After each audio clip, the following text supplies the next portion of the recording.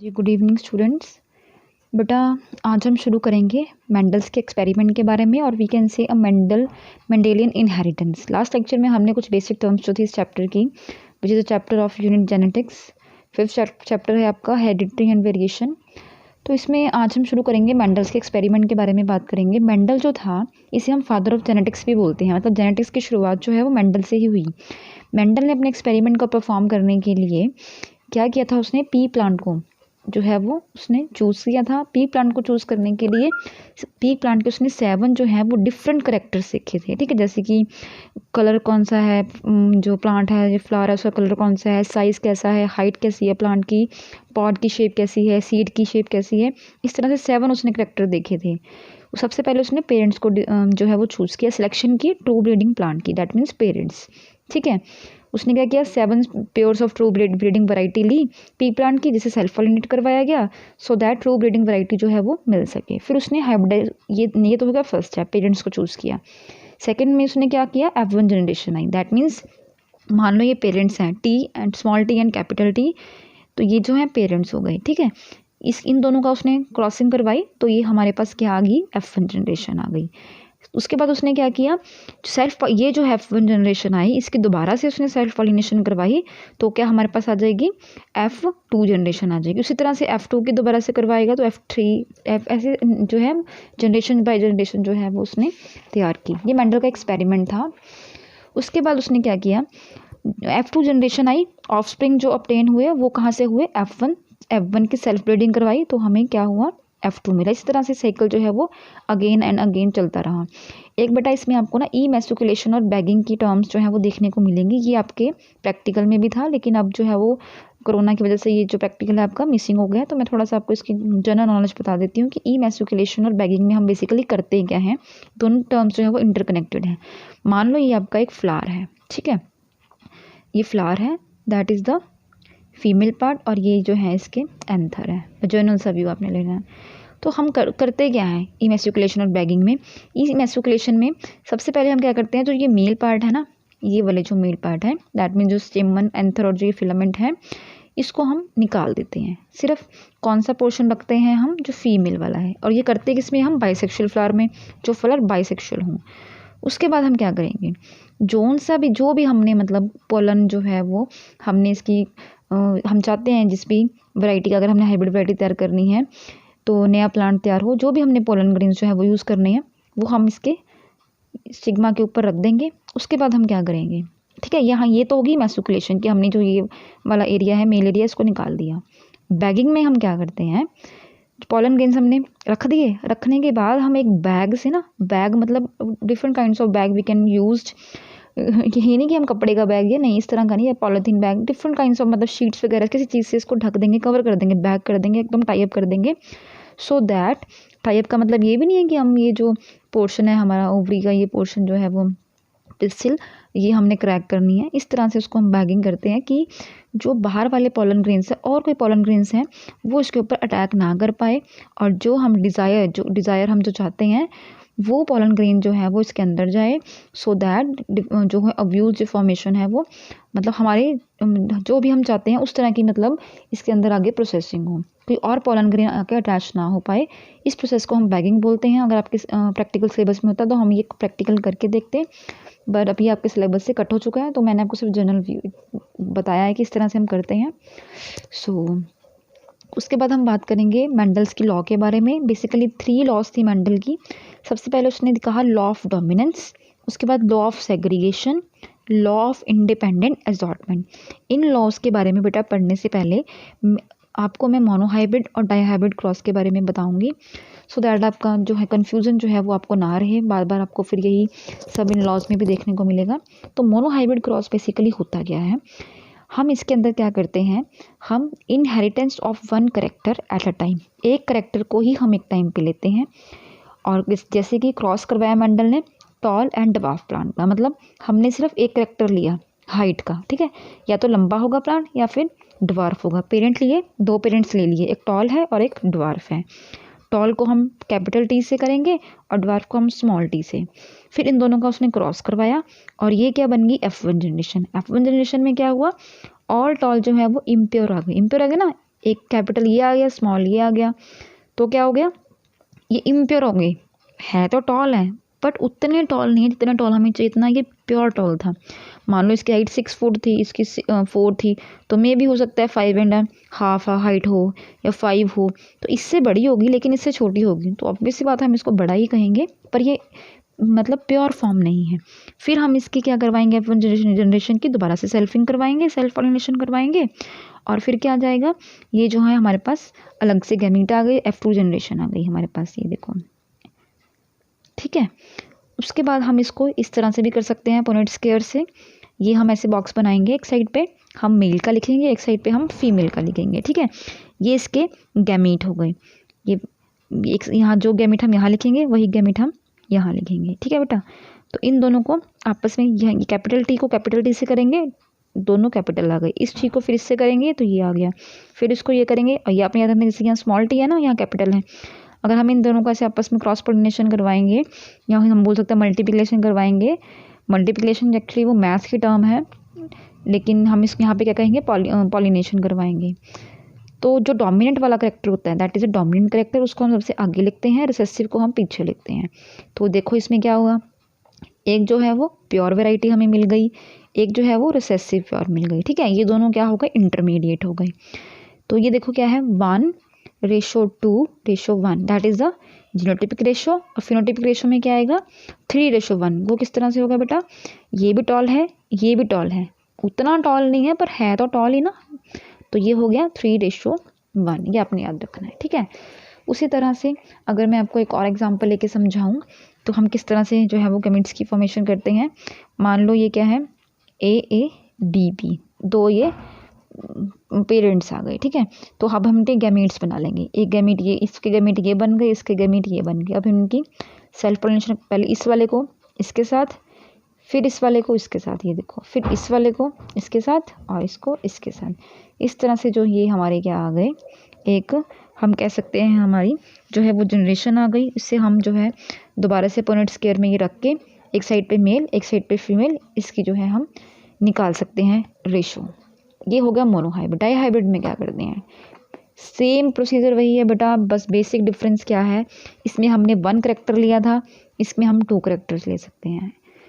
इसमें हम क्या करते हैं, 2 करेक्टर साइमल्टेनियसली। मेंडल ने क्या किया, इफेक्ट देखा of 1 pair allele on another pair, that means उसने ये देखा कि मान लो एक करेक्टर मैं हाइट का लेता हूँ T, ठीक है, दूसरा करेक्टर अगर मैं कलर का लूँगा तो इससे तो एक करेक्टर जो है वो किसी दूसरे के ऊपर कुछ इफेक्ट तो नहीं डाल रहा है। ये चीज़ देखने के लिए उसने 2 करेक्टर लिए, और ये होता है किसमें, हमेशा हेट्रोजाइगस ऑर्गेनिज्म में होता है, ठीक है। उसने एक ले लिया RR और एक ले लिया YY, P के ऊपर उसने किया, तो हम जो कैपिटल RR है उसको हम लेंगे कि सीड की जो शेप थी वो राउंडेड थी और कलर जो था वो येलो था। एक हमने ले लिया कि जो सीड की शेप थी वो तो पूरी राउंडेड नहीं थी और कलर क्या है, ग्रीन ले लिया, ठीक है। तो F1 जनरेशन सेम उसी तरह से होगा, इनका हमने आपस में क्रॉस करवाया। उसके बाद जो ये गैमीट्स हैं, इनको एक गैमीट्स को हमने यहाँ लिख दिया, और ये जो है हमें मिला। तो इसमें डाईहाइब्रिड क्रॉस में हमें कितनी फिनोटाइपिक रेशो मिलती है, 9:3:3:1, ठीक है। जीनोटाइपिक की इस डाईहाइब्रिड क्रॉस में जीनोटाइपिक रेशो कभी भी पूछी नहीं जाती है आपसे, तो फिर भी अगर आपने मतलब अगर आपको लगता हो तो आप यहाँ से देख सकते हो। तो बेटा इसमें प्योर कौन सा हो गया, हाँ जी बेटा ये देखो, ये प्योर फॉर्म मिल गई हमें, दोनों कैपिटल है, ठीक है।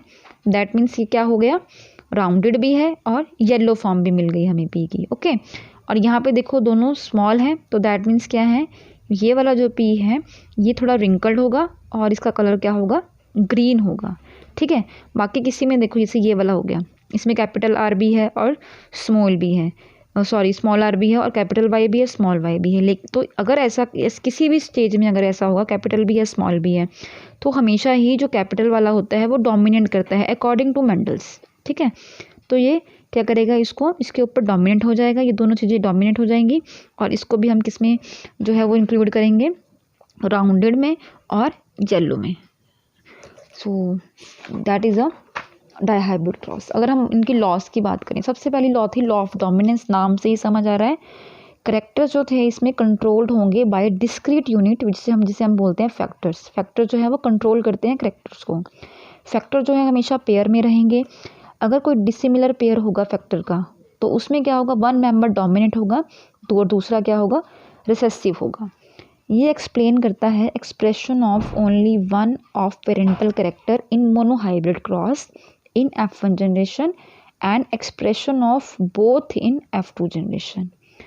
इसका क्या मतलब समझ आया? लॉ ऑफ डोमिनेंस का मतलब देखो, अभी हमने ये वाला किया था ना, अभी हम मोनोहाइब्रिड क्रॉस में कर किया है हमने कि एक टॉल ले लिया एक ड्वार्फ ले लिया, उन दोनों की ये वाली स्टेज जो आ गई इसे हम F1 जनरेशन बोलेंगे which is a intermediate stage.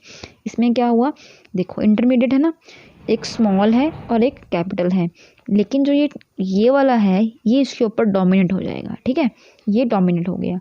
और इसमें हमेशा आपने याद रखनी है बेटा लॉ ऑफ डोमिनेंस में कि जो रेशो आती है F2 जो रेशो, जो प्रोपोर्शन किसका आता है हमेशा 3:1 genotypic ratio, that one is एक फिनोटाइपिक रेशो जीनोटाइपिक रेशो, ठीक है। तो लॉ ऑफ डोमिनेंस से समझ आ रहा है कि एक करेक्टर जो है वो दूसरे के ऊपर डोमिनेट हो रहा है और दूसरा वाला क्या है, रिसेसिव है। सेकंड लॉ आती है लॉ ऑफ सेग्रीगेशन, इसको हम प्योरिटी ऑफ गैमीट्स भी बोलते हैं। इस लॉ में क्या होता है, सेग्रीगेट का मतलब ही आपको समझ रहा है, सेग्रीगेट करना, ठीक है। तो ये किस पे बेस्ड है, इसमें allele do not show blending, ये नहीं कि वो सेग्रीगेट का मतलब इकट्ठे हो रहे हैं, वो इसको आपने ब्लेंडिंग से भी कंफ्यूज नहीं करना है। ब्लेंडिंग का मतलब क्या होता है, मान लो ये वाइट है ये पिंक है, इन दोनों को मिक्स ब्लेंडिंग किया आपस में, सॉरी ये रेड है और ये वाइट है, और तो क्या आ गया हमें पिंक कलर मिल गया, वो ब्लेंडिंग होगी ना। ब्लेंडिंग की तरह देख सकते हैं but it's not a blending. दोनों ट्रेड्स क्या होते हैं हमें एज सच F2 जनरेशन में मिल जाते हैं, F1 में तो नहीं मिलेंगे। देखो मैं अगर आपको समझाऊँ इजी लैंग्वेज में, मान ब्लेंडिंग क्या होता है, ये रेड कलर है, ठीक है, ये है वाइट कलर, इन दोनों को हम मिक्सअप करेंगे तो हमें क्या मिल जाएगा, पिंक कलर मिल जाएगा, ठीक है। लेकिन इसको अगर हम किसी और से करवाएंगे तो हमें ये रेड या वाइट में से कोई कलर नहीं ना मिलेगा, इसका इंटरमीडिएट भी नहीं मिलेगा, तो दैट इज़ अ ब्लेंडिंग। लेकिन इसमें क्या होगा, इसमें हमें जो F1 जनरेशन तो हमें इंटरमीडिएट मिलेगी, लेकिन जब हम F2 जनरेशन निकालेंगे उसमें हमें जो है ये रेड कलर जो है वो मिल जाएगा, F2 जनरेशन वो कवर कर लेंगे। पेरेंट क्या करते हैं, उसमें 2 एलील होंगे during gamete formation, gamete formation के टाइम पे 2 एलील होंगे। द फैक्टर और allele of a pair segregate from each other such that one gamete receive only one of 2 factor, ठीक है। तो ये देखो ये है इंटरमीडिएट, दोनों ये गैमीट्स जो हैं वो अलग अलग हो गए, और इसमें क्या होगा, एक जो गैमीट है वो क्या करेगा, ओनली वन ऑफ 2 करेक्टर्स, ठीक है। तो ब्लेंडिंग तो मैंने आपको समझा ही दिया, ब्लेंडिंग क्या है, किसी चीज़ को कंबाइन करना आपस में। इसको हम also known as conclusion of purity of gametes भी बोलते हैं। सेग्रीगेशन बहुत ज़रूरी है क्योंकि म्योटिक डिवीजन के टाइम में क्या होता है, सेक्सुअली रिप्रोड्यूसिंग जो एनिमल होते हैं उनके लिए बहुत ज़रूरी है। No exception for this law, non disjunction में बी, कई बार हो जाता है कि वो हज़ारों से किसी एक केस में होता है। So that is the law of segregation. Law of independent allotment में बेटा क्या होता है, इसमें हम 2 पेयर ऑफ ट्रेड का क्या मतलब होता है, करेक्टर, कंफ्यूज नहीं होना है आपने। 2 पेयर ऑफ करेक्टर और ट्रेड को जब हम कंबाइन करते हैं और हाइब्रिड सेग्रीगेशन करते हैं एक पेयर ऑफ करेक्टर में, तो क्या होता है, ये इंडिपेंडेंट है of other pair of character से, मतलब दूसरे पेयर के करेक्टर से ये जो है वो इंडिपेंडेंट है। ऐसे हम रेशो को क्या करते हैं, बहुत सारे सेवरल पेयर्स ऑफ करेक्टर्स में हम इसको देखते हैं। अब मैं आपको बताऊंगी किस तरह से देखते हैं। It is applicable to only those factor or genes which either located distantly on some same chromosome or different। इसका क्या मतलब है, देखो मान लो 4 टाइप्स ऑफ गैमीट्स जो हमें, देखो अगर मान लो ये है, ये ठीक है, ये हमारा क्रोमोसोम है, हमने क्या कहा, 2 pair of trait are combined, 2 pair of combined आपस में कंबाइन करेंगे, एक हाइब्रिड बनेगा जिसमें क्या होगा, 1 pair of character is independent of other pair of character.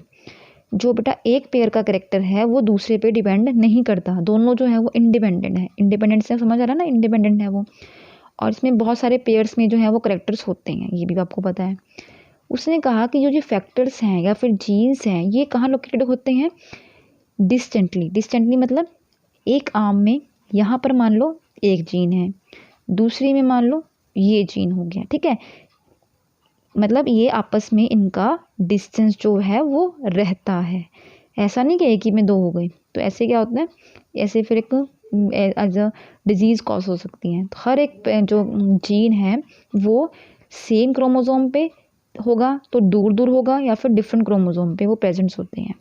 4 types of gametes बनते हैं, RY ये हमने फ्रीक्वेंसी हमने देख लिया, 25% 1/4 टोटल गैमेट्स फॉर्म। किसी का भी एक एग्जांपल लेके आप ये इजीली कर सकते हो कि जैसे हमने ये वाला किए थे ना, क्रॉस अभी हमने किए थे कि ये वाले इसमें हमें एक प्योर मिला था, बाकी सारे इंटरमीडिएट मिले थे, एक ये मिला था। तो ये क्रॉस आपने अपने आप से करके देखने हैं। So that is all about today. I hope आपको समझ आया होगा। इसके बाद के जो, अगर आपको ये चीज़ समझ आ गई ना अच्छे से कि मेंडल ने हमें क्या कहा, मेंडल ने हमने बेसिकली हमने क्या देखा, मेंडल की जो एक्सपेरिमेंट थे हमने उसमें ये देखा कि हमें जो रेशो का बच्चे आपने फ़र्क याद रखना है, क्योंकि क्वेश्चन आपसे कंपटीशन में ये आपको कुछ नहीं पूछेंगे। कंपटीशन में आपको बेसिकली रेशो के बेस पे और लॉस के 2 पॉइंट्स दिए होंगे, पूछा होगा कि इसके अकॉर्डिंग क्या था। तो आपने याद रखना है कि 3:1 रेशो किया है, 1:2:1 किस में आती है। तो क्योंकि ये जो रेशोज़ हैं, जैसे एक आ गई हमारी 9:3:1, ये रेशोज़ आपने याद रखनी है कि ये मेंडल्स के अकॉर्डिंग रेशोज़ हैं। आगे हम जब पढ़ेंगे ना इनकम्प्लीट डोमिनेंस, को डोमिनेंस या और चीज़ें पढ़ेंगे, उनमें ये चीज़ें हैं थोड़ी डिफरेंट हो जाएगी। तो अभी आप ये मेंडल के अकॉर्डिंग याद रखो कि मेंडल ने हमें क्या कहा कि इस तरह से होगा, क्योंकि शुरुआत मेंडल ने की। तो आज आपने ये याद रखना है। कल को हम जो है वो नेक्स्ट टॉपिक शुरू करेंगे। So good bye.